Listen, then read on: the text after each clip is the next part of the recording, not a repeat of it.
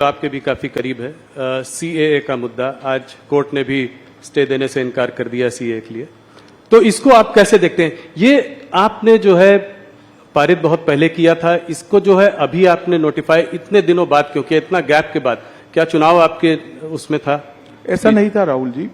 CAA पारित होने के बाद देश में एक बड़ी गलतफहमी फैलाई गई और इतने में कोविड आ गया। हम डेमोक्रेटिक कंट्री में है, जब किसी सच्ची चीज के लिए गलतफहमी फैलाई जाती है तो जो पार्टी इन पावर होती है इसका दायित्व होता है कि सच्चाई लोगों तक पहुंचाए। एक भ्रमित किया गया, ऑपोजिशन ने अपनी वोट बैंक जीवित करने के लिए, वोट बैंक बनाने के लिए भ्रांति फैलाई गई कि सीएए से इस देश की माइनॉरिटीज का, विशेष कर मुस्लिम भाइयों बहनों का मताधिकार, नागरिकत्व छीन लिया जाएगा, जबकि है उल्टा।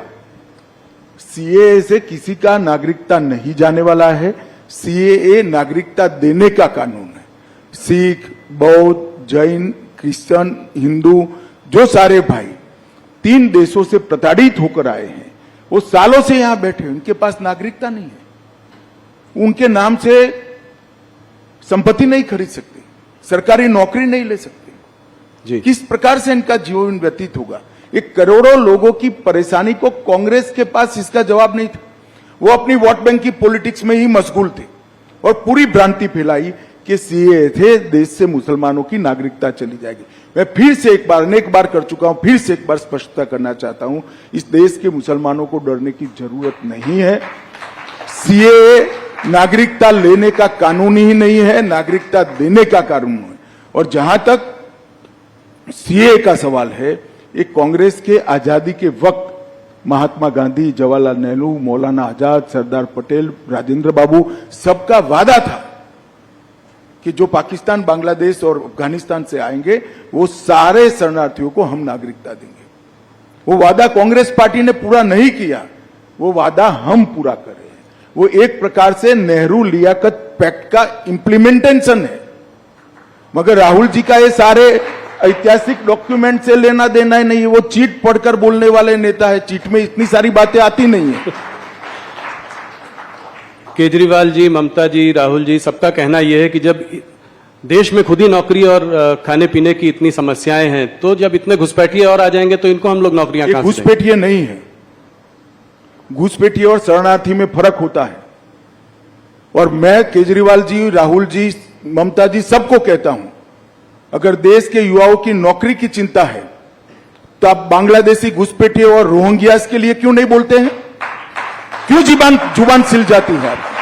इसलिए सुल जाती है कि आप अपनी वोट बैंक को हट कर रहे हो। शरणार्थी जो होता है वो प्रताड़ित होकर यहां आता है। अभी मैं आपको बताता हूं, अफगानिस्तान में निजाम बदला, सारे लोग इनसिक्योरिटी फील कर रहे थे। सैकड़ों हजारों सिख भाई पवित्र गुरु ग्रंथ साहब को लेकर यहां है। क्या करें उनका?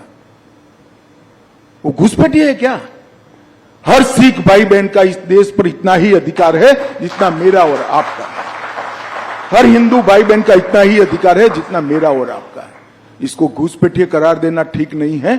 और जहां तक नौकरियों का सवाल है, वो पहले से यहां रह रहे, आज रह ही रहे हैं जी। कहां लोड डालने का सवाल है? और केजरीवाल कहते हैं क्या खाएंगे? केजरीवाल जी, आपको अगर प्रॉब्लम है तो 5 किलो अनाज की अर्जी कर दो, आपको भी दे देंगे, हमें कोई आपत्ति नहीं। मोदी जी हर एक को 5 किलो अनाज दे रहे। ये सारे लोग यहीं रह रहे हैं, कहां नहीं कोई व्यवस्था करनी।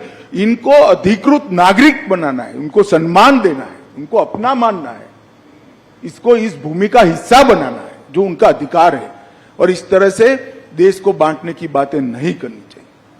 यूएस स्टेट डिपार्टमेंट और यूएस एम्बेसडर ने भी सीए पे टिप्पणी की है, क्या कुछ कहना चाहेंगे उसके बारे में? मैं मानता हूं कि उनको पूरी तथ्य की जानकारी नहीं होगी। भारत सरकार का विदेश विभाग क्लैरिफिकेशन दे चुका है, इस पर मैं ज्यादा टिप्पणी नहीं करता। परंतु मैं इतना फर्मली कहना चाहता हूं, नागरिकता किसको देनी ये मेरे देश का अधिकार है और ये अधिकार में कोई दखल नहीं।